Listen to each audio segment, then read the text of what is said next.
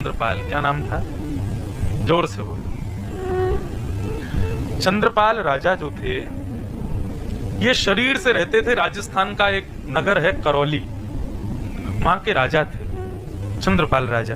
ध्यान से सुनना, नाम व्यक्ति को कैसे वृंदावन में ले जाता है। फिर भले ही आप गांधीधाम रहो, कच्छ रहो, गुजरात रहो, सूरत रहो, बड़ौदा रहो, अहमदाबाद रहो, कहीं भी रहो, नाम यदि आपके पास है तो धाम आपका है, धाम में ही आप हो, यही विश्वास आपको मानना है। तो चंद्रपाल राजा थे करौली, वो इतने नाम आश्रित थे कि नाम ने उनको पूर्ण रूपेण ठाकुर जी के योग्य बना दिया था। शरीर से राजा थे, रहते करौली में थे, लेकिन नित्य श्रीधाम वृंदावन में ही उनका स्थिति रहती थी, वृंदावन का ही अनुभव करते थे। अब चंद्रपाल राजा की बात तो चलो पहली बार आपने सुना इनका नाम, आपने नाम सुना होगा रैदास, नाम सुना है? श्री रैदास जी की स्थिति ऐसी बताते हैं कि श्री रैदास जी को एक दिन स्नान करते हुए नदी में ठाकुर जी मिल गए, तो रैदास जी उनकी सेवा करने लगे, अपनी कुटिया में रैदास जी को ले आए, रैदास जी ठाकुर जी को ले आए। तो रैदास जी का नियम था, वो विचरण बहुत करते थे, धामों में घूमते ही रहते थे, कभी बद्रीनाथ, कभी केदारनाथ, कभी जगन्नाथ, कभी द्वारिका, कभी वृंदावन, कभी कहीं कभी कहीं। लेकिन जब से ठाकुर जी आ गए, रैदास जी का निकलना बहुत कम हो गया। क्यों? ठाकुर जी के अनुकूल भोग की व्यवस्था, शयन की व्यवस्था, ये सब नहीं हो पाती थी। तो श्री रैदास जी एक ही जगह पे अपनी कुटिया में ही रहते थे, लेकिन उनका बड़ा मन होता था कि हम कहीं जाएं, कहीं जा नहीं पाते थे। तो रैदास जी ने एक युक्ति अपनाई और उन्होंने अपनी कुटिया में ही कोनों को नाम दे दिए। कुटिया का वो कोना बद्रीनाथ, कुटिया का ये कोना श्री वृंदावन, कुटिया का वो कोना जगन्नाथपुरी, ये कोना द्वारिका धाम। ऐसे करके कुटिया में बहुत सारे नाम और नामों की नेम प्लेट लगा दी जगह जगह। रैदास जी क्या करते, बीच में बोले रैदास की कुटिया, वहां पर ठाकुर जी का श्रृंगार करते, श्रृंगार आदि करके, ठाकुर जी तैयार हो गए, चलो अब कहाँ चलोगे घूमने? चलो अयोध्या जी चलते हैं। सारा सामान वामान सब लगाते, भोजन की सामग्री रखते, ठाकुर जी का बैग लगाते, अपना बैग लगाते, सब लगा के ठाकुर जी को गोद में उठाते। कुटिया में ही एक स्थान का नाम अयोध्या था, वहां ले जाके ठाकुर जी को विराज, जय हो श्री अयोध्या धाम की जय, जय हो राजा रामचंद्र भगवान की जय। अरे वाह, देखो कितनी सुंदर सरयू जी बह रही हैं, कैसी सुंदर हवा बह रही है, राम राम करते लोग घूम रहे हैं। और पूरे दिन इसी स्थिति में रहते थे कि मैं श्री अवध में हूँ, श्री कनक बिहारी जी सामने बैठे हैं, श्री हनुमान जी का दर्शन हो रहा है, सरयू जी बह रही हैं, ऐसे भाव में रहते। दूसरे दिन कहते, लाल जी बड़ा अच्छा अयोध्या का भ्रमण रहा, अब इच्छा हो रही है थोड़ा बद्रीनाथ दर्शन करने चलें। तो उस दिन श्रृंगार करके सब सामान फिर उठाते, एक कोने का नाम बद्रीनाथ, वहां पहुंच जाते। जय हो बद्रीनाथ, कैसी सुंदर हवा चल रही है, देखो कितना सुंदर हिमालय, गंगा जी बह रही हैं, जय हो नाथ, बड़ी कृपा आपकी जो मुझे इतना घुमा रहे हो। अब ये तो थी कुटिया के अंदर की स्थिति करते करते ये हो गया कि श्री रैदास जी जब बद्रीनाथ की यात्रा पर जाते थे ठाकुर जी को लेकर के, तो भले ही जेठ का महीना हो, जून जुलाई का महीना हो, वो अपने ठाकुर जी को शॉल पहनाते, कंबल पहनाते, अंदर कुटिया में। अरे बद्रीनाथ में है ठाकुर जी, हवा चल रही है, ठंड पड़ रही है, बर्फ गिर रही है, ठाकुर जी आप शॉल पहन लो। अंगीठी रख देते सामने, अग्नि प्रज्वलित करते, ठाकुर जी को तपाते, और बाहर जुलाई का महीना। स्थिति ये हुई कि महाराज एक बार श्री रैदास जी अपने ठाकुर जी को बद्रीनाथ ले गए और जेठ के महीना में उनके गांव में बर्फ गिरने लग गई।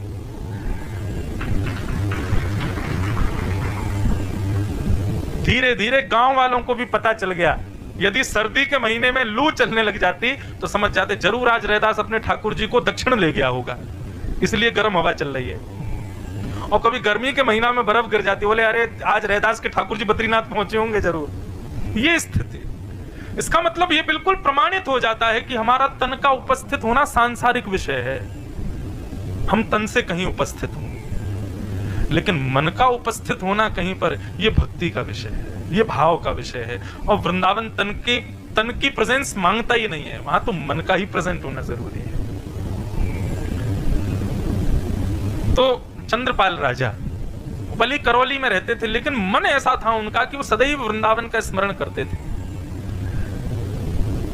अष्ट सखा हमारे, मैं अष्ट सखाओं का ज्यादा गायन करता हूं कथाओं में भी, तो हमारे अष्ट सखा कहते हैं कि भैया तुम ठाकुर जी को अपना लो, कोई बड़ी बात नहीं है, ठाकुर जी तुमको अपना में ये बड़ी बात है। ठाकुर जी को तो सब अपनाते हैं, चोर भी कह के जाता है, द्वारिकाधीश कृपा करना कि मालिक सो रहा हो गहरी नींद में ताकि मैं चोरी कर लूं।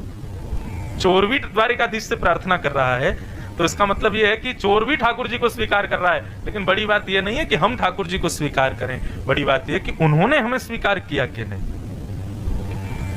तो अष्ट सखा गाते हैं एक बात कि भगवान हमको स्वीकार करते हैं, इस बात का प्रमाण क्या है। और तब अष्ट सखाओं में एक सखा कहते हैं,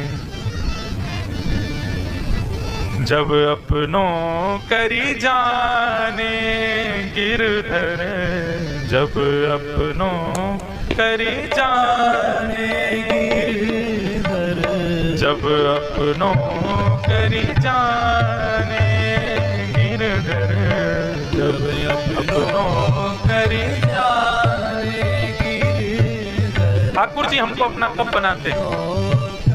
मुझे ये पद बड़ा प्रिय, मैं लगभग कथाओं में गाता हूँ और लोगों से कहता हूँ, भैया इस भाव को सुनकर के स्वीकार करो कि ठाकुर जी कब अपनाते हैं। जब अपनों करी जाने गिरधर, जब अपनों करी जाने गिरधर। कब? ठाकुर जी जिसको स्वीकार करेंगे उसकी स्थिति का यहाँ पर वर्णन किया जा रहा है। ताको मन भक्तन की सेवा, ताको मन भक्तन की सेवा, ताको मन भक्तन की सेवा, ताको मन भक्तन की सेवा।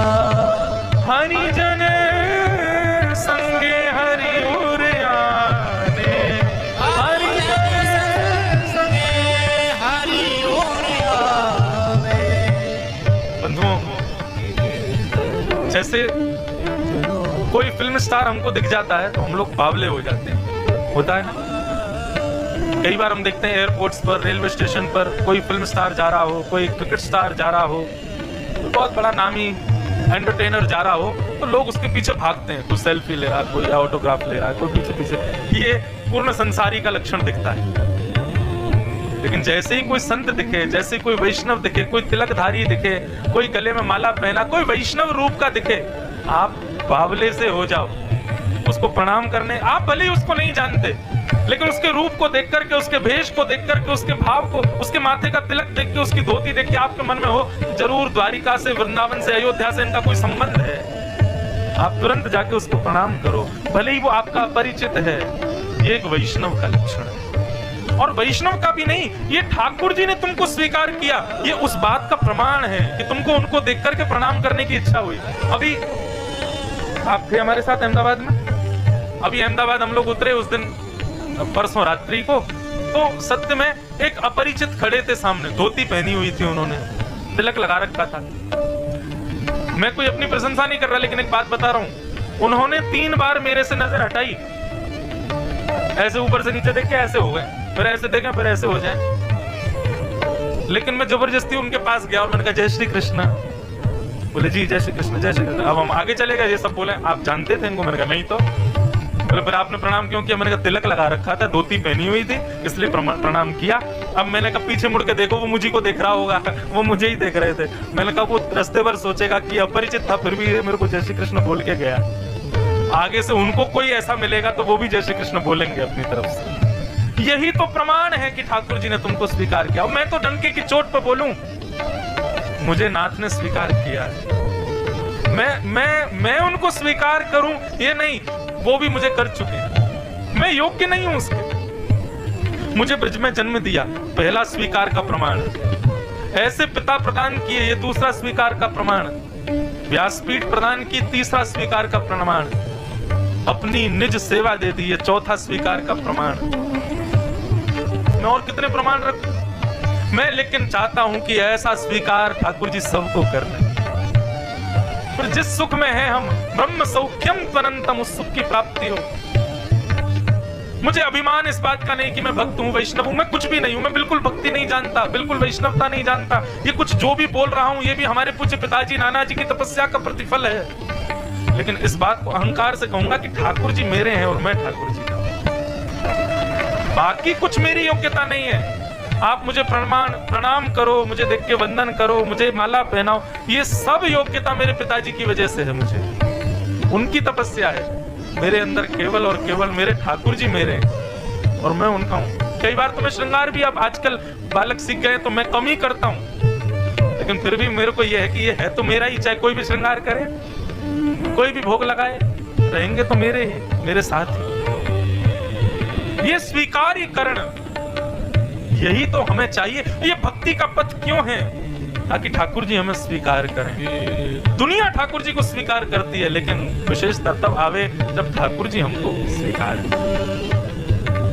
जब अपनों करी जाने गिरधर, जब अपनों कर जाने गिरधर, ताको मन भगतन की सेवा, ताको मन भगतन की सेवा, संत चरण रज सदा लुभाने, संत चरण रज सदा लुभाने। अब तुलसीदास जी को आप सब जानते हो, तुलसीदास जी को ठाकुर जी ने स्वीकार किया कि नहीं बताओ? किया ना। और इस बात का प्रमाण हनुमान चालीसा में गोस्वामी जी कहते हैं, श्री गुरु चरण सरोज रज निजमन मुकुर सुधार, वर्णो रघुवर विमल यश जो दायक फलचार, बुद्धिहीन तनु जान के सुमिरो पवन कुमार, बल बुद्धि विद्या देव मोहे हरऊं कलेश विकार। श्री गोस्वामी जी वहीं प्रस्तुत कर देते हैं, मेरी योग्यता नहीं कि मैं रघुनाथ जी का चरित्र लिख सकूं। तो ये योग्यता कैसे मिली? बोले श्री गुरु चरण सरोज रज। और वही बात यहाँ पर अष्टसखा कह रहे हैं, संत चरण रज सदा लुभाने, संत चरण रज सदा लुभाने, जब अपनों करी जाने गिरधर, जब अपनों कर जाने गिरधर, जब अपनों करी जाने गिरधर, जब अपनों कर जाने। ठाकुर जी जब हमको स्वीकार करते हैं तो वैष्णवों को देख करके वो स्थिति होती है जो संसारी लोगों को किसी फिल्म स्टार को देख के हो जाती है। बल्कि वो तो स्थिति केवल इसलिए कि इसके पास हम चले जाएं, थोड़ा फोटो खिंचाएं, तब दुनिया को दिखाएं, ये स्थिति भी एक संसारी है। लेकिन वैष्णव की स्थिति एक दूसरे वैष्णव को देख करके ऐसी हो जाती है कि बस ये मेरे सामने बैठे रहे, कुछ हरी चर्चा सुना दें, मैं आनंदित हो जाऊं, मंत्रमुग्ध हो जाऊं, ऐसी कृपा मुझ पर हो जाए। आइंदा कभी रेलवे स्टेशन पर, कभी एयरपोर्ट पर, कभी बस में, कभी गाड़ी में, अहमदाबाद में, बड़ोदरा में, दिल्ली में, अमेरिका में, कहीं भी कोई वैष्णव दिखे ना, भले ही अपरिचित हो। वैष्णव किसे कहते हैं? जिसके माथे के तिलक को देख करके, जिसकी शिखा को देख करके, जिसके भेष को देख करके लगे कि ठाकुर जी का है। कोई भी एक चिन्ह वैष्णव का उसके अंदर हो, अपनी तरफ से उसको प्रणाम करना। बिल्कुल विचार मत करना कि क्या सोचेगा। और एक और बात, कहीं नहीं कि प्रणाम करके उसका परिचय भी पूछने लग जाओ, आप कौन हो, कहां से हो। परिचय भी मत पूछो, बस वो ठाकुर जी का, इससे ज्यादा क्या चाहिए आपको जानना? कहां से है, कौन है, क्या है, उसने तिलक लगाया है, उसका स्वरूप वैष्णव का है, आप अपनी तरफ से प्रणाम करो। ये दो स्थिति में ही प्रणाम हो सकता है। या तो तब होगा जब ठाकुर जी हमको अपना लेंगे, तब अपने आप सहज ही होगा। वाल्मीकि रामायण में वर्णन आता है कि विभीषण जी अपने स्थान पर बैठे, कमरे में बैठे ठाकुर जी का यजन कर रहे थे, हनुमान जी रूप बदल के घूम रहे थे। जैसे ही हनुमान जी विभीषण के यहां पहुंचे तो कहते हैं कि विभीषण जी एक टक हनुमान जी को देखने लगे और देखते रह गए, और थोड़ी देर में हनुमान जी रूप बदल के आए हैं, ब्राह्मण का रूप धारण करके आए, लेकिन विभीषण उनके पास जाता है, उनके चरण छू लेता है। हनुमान जी थोड़े पीछे हुए, बोले आप हमें प्रणाम क्यों कर रहे हो? आप तो राम भक्त हो, राम भक्त के अलावा किसी को प्रणाम नहीं करते हो, आप हमको वंदन क्यों कर रहे हो? तो विभीषण जी कहते हैं पता नहीं आप कौन हो, लेकिन जब से आप आए हो ना, तब से आपको देख के पता नहीं मेरे को राम जी को और पाने की इच्छा हो रही है। मेरा मन कर रहा है मैं उनका और भजन कर लूं, मैं उनका और सेवा कर लूं, मैं उनकी और वंदना कर लूं। आप जब से आए हो तब से और ऐसा हो गया है मेरे स्थान का, मुझे ऐसा लग रहा है कि मैं जितना भजन करता हूं उससे दुगना कर लूं अभी। तो निश्चित ही आप कोई हरि भक्त ही हो, इसलिए मैं प्रणाम कर रहा हूं। हनुमान जी प्रकट हो गए अपने रूप में। वह धन्य है विभीषण। भक्त का परिचय भाव से है, उसके वचनों से है, लेकिन प्रथम परिचय उसके स्वरूप से भी है।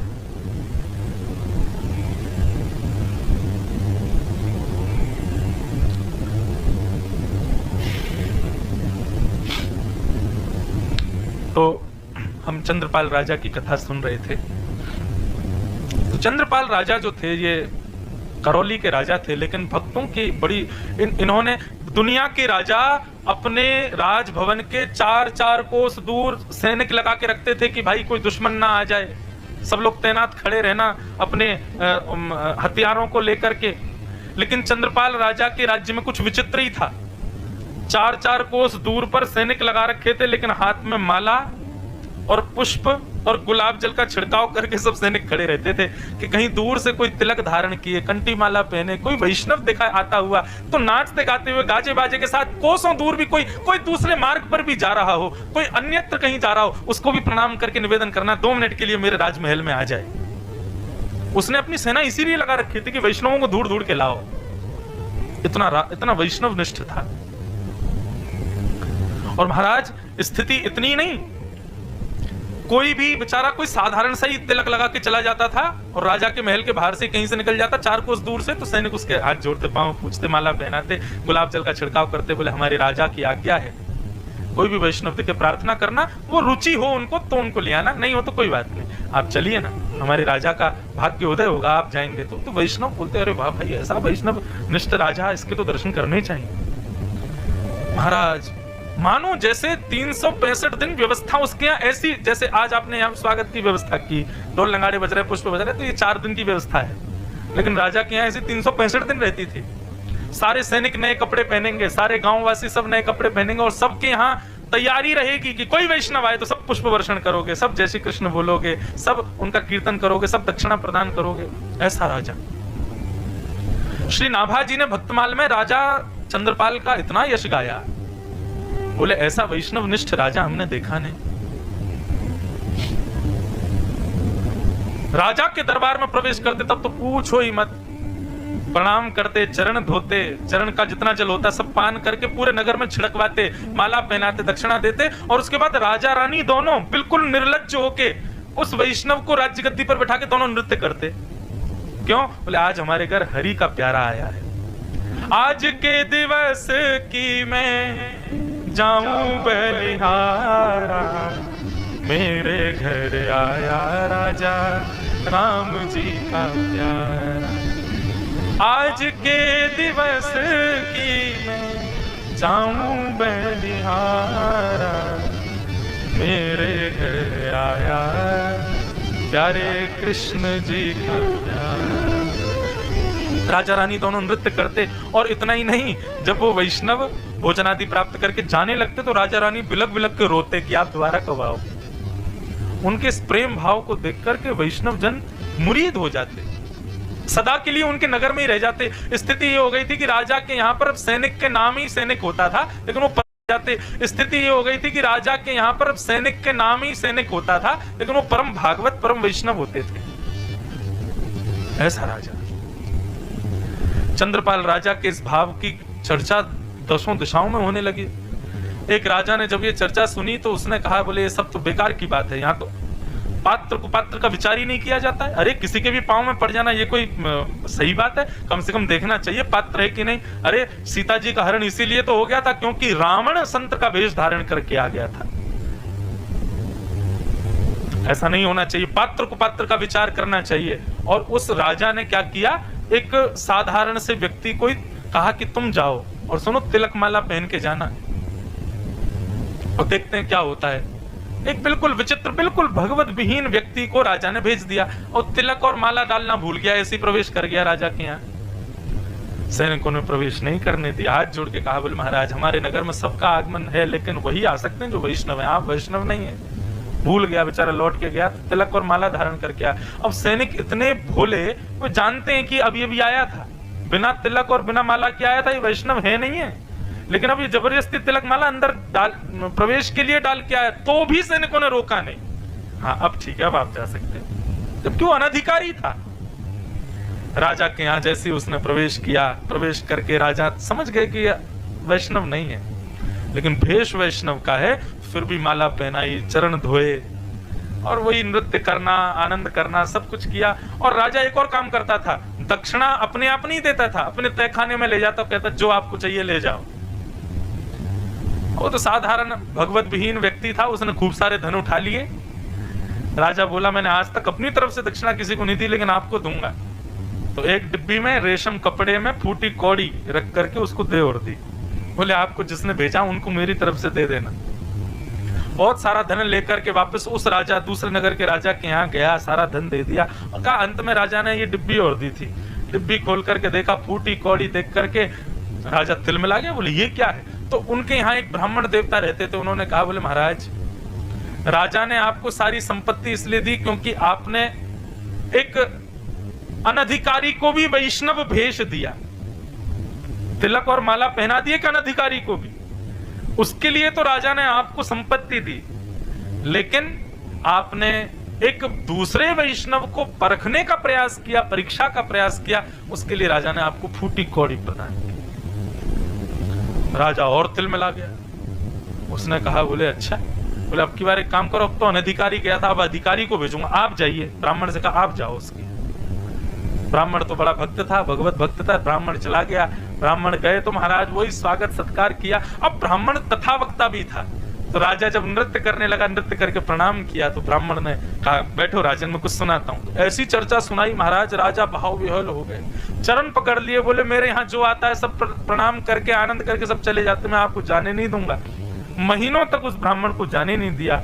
महीनों बाद जब वो ब्राह्मण जाने लगा तो राजा ने वही कहा महाराज दक्षिणा जो आपका मन करे ले लो। तो वहां तो तोता और मैना बैठे थे।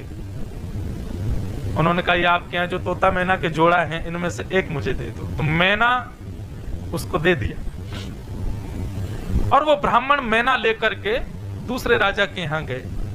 बोले बड़े दिन में आए हो, बताइए कैसा था राज दरबार। बोले कि अब मैं नहीं बताऊंगा, ये मैना बताएगा। तोता का स्वभाव होता है बोलना। तो जैसे ही प्रवेश किया तो वहां सब लोग सांसारिक चर्चाएं कर रहे थे, संसार की चर्चाएं, ये सुंदर, ये कुरूप, इसने क्या पहना, उसने क्या पहना, इसने कितना कमाया, उसने कितना कमाया, इसका घर कैसा, उसका घर कैसा। राजा की सभा में सब यही सब चर्चा कर रहे थे। अब मैना डांट के बोले अरे पापियों, कृष्ण कहो, राधा कहो, भगवत नाम कहो, क्या संसारी चर्चाएं करते हो। तो जब राजा ने पूछा कि उसकी सभा का महिमा बताओ, बोले कि मैं ब्राह्मण क्या महिमा बताऊं, ये जीव बताएगा। बोले जीव भी जानता है कि सांसारी चर्चा करना पाप है, भगवत नाम कहो। बोले जिस राजा के यहाँ रहने वाला तोता मैना भगवत नाम गाते हैं, उस राजा के यहाँ के मानव की स्थिति क्या होगी, राजन विचार करो। तब वो राजा नतमस्तक होके सदा के लिए उस राजा के यहाँ गए और वह भी वैष्णव हो गए। अब ये कथा हमने क्यों सुनाई?